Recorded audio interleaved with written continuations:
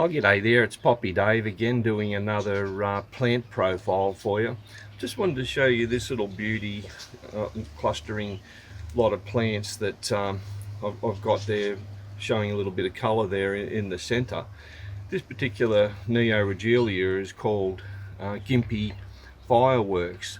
Now the reason I'm showing it to you is it's in a group of plants that all have the first name with Gympie, so Gympie blah blah blah and Gympie this, Gympie that. So there's about I think a dozen or so plants in that grouping.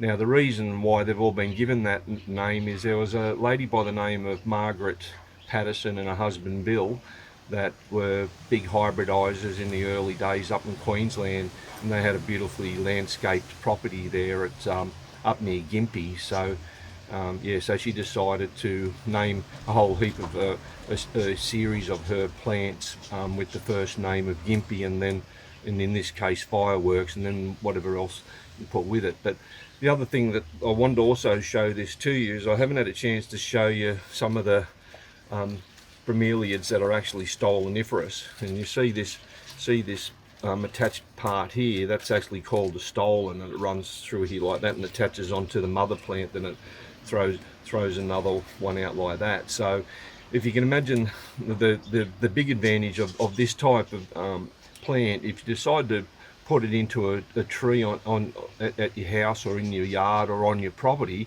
they'll actually climb their way up the tree. So what I do is I'll pop one of these little U-nails that you can buy at the hardware shop. This one's galvanized so it doesn't rust.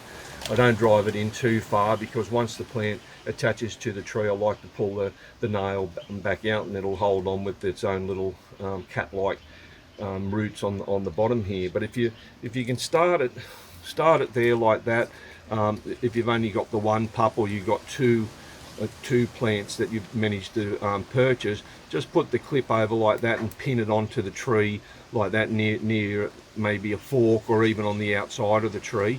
And I've got a heap growing in the tree out the front on the verge, and then they'll gradually climb their way up, so the next one will come out, and so on and so on, and they gradually march their way up the branch and attach themselves to the tree. So it's quite a nice little plant. So if you bought some of those and you had them in your garden, then you took a couple of pups off as they multiplied, well then you got the options of pinning them into a tree. All right, just a thing for you to know about.